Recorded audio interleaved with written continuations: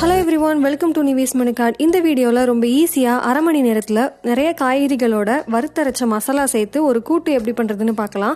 இந்த கூட்டு இருந்துச்சுன்னா நீங்கள் குழம்பு எதுவும் வைக்க தேவையில்லை. இந்த கூட்டு மட்டும் சாதத்தோடு சேர்த்து சாப்பிட்றதுக்கு அவ்வளோ நல்லாயிருக்கும். ஃபர்ஸ்ட் இதுக்கான மசாலா ரெடி பண்ண 1 டீஸ்பூன் தேங்காய் எண்ணெயில் 1/4 கப் அளவுக்கு கட் பண்ண தேங்காய் ஆட் பண்ணி தேங்காய் நல்லா ப்ரௌன் ஆகிற வரைக்கும் இந்த மாதிரி வறுத்துக்கோங்க. தேங்காய் நல்லா ப்ரௌன் ஆனதுக்கப்புறம் அதில் 3 டீஸ்பூன் கொத்தமல்லி, காரத்துக்கு 4 காஞ்ச மிளகாய் ஆட் பண்ணிவிட்டு இந்த மல்லியும் காஞ்ச மிளகாவும் நல்லா ப்ரௌன் ஆகிற வரைக்கும் இதை வறுத்துக்கோங்க. அதுக்கப்புறம் அடுப்பை ஆஃப் பண்ணிவிட்டு இதில் 1/2 டீஸ்பூன் சீரகம் ஆட் பண்ணி இது நல்லா ஆறுனதுக்கு அப்புறமா கொஞ்சமாக தண்ணி ஆட் பண்ணி நல்லா ஸ்மூத் பேஸ்ட்டாக அரைச்சி வச்சுக்கோங்க.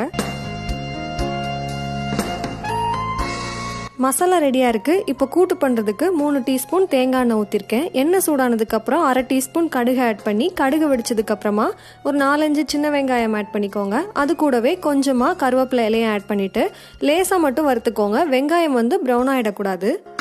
இப்போ இது கூட ஒரு முருங்கைக்காய், ஒரு கேரட், 4-5 பீன்ஸ், அப்புறம் கொஞ்சம் வாழைக்காய், ஒரு உருளைக்கிழங்கு, ஒரு கத்திரிக்காய், அப்புறம் இந்த கூட்டுக்கு தேவையான அளவு உப்பு ஆட் பண்ணிவிட்டு இந்த காய்கறி எல்லாம் லோ ஃப்ளேமில் 2-3 நிமிஷத்துக்கு நல்லா வதக்கிக்கோங்க. அதுக்கப்புறம் அரைச்சி வச்சுருக்கிற அந்த மசாலா பேஸ்ட்டையும் இதோட ஆட் பண்ணிவிட்டு இது கூட ஒரு 1/4 டீஸ்பூன் மஞ்சள் பொடி ஆட் பண்ணிக்கோங்க. இப்போது இந்த காயெல்லாம் நல்லா வேகிறதுக்கு ஒரு 1/4 கப்பில் இருந்து 1/2 கப் அளவுக்கு தண்ணி ஆட் பண்ணிக்கலாம். இப்போ இது எல்லாத்தையும் நல்லா ஒரு வாட்டி மிக்ஸ் பண்ணி விட்டுட்டு இதை மூடி போட்டு கரெக்டாக ஒரு 5 நிமிஷம் மட்டும் வேக வச்சா போதும். லோ ஃப்ளேமில் வச்சு வேக வச்சுக்கோங்க. ரொம்ப நேரம் வெந்துச்சுன்னா காயெல்லாம் ரொம்ப குழஞ்சிடும். அதனால் கரெக்டாக 5 நிமிஷம் வச்சிங்கன்னா சரியாக இருக்கும்.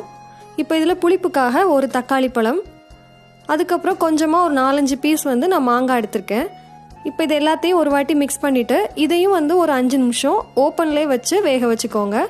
தக்காளி ரொம்ப மசிஞ்சிடக்கூடாது. இந்த அளவுக்கு வெந்திருந்தா கரெக்டாக இருக்கும்.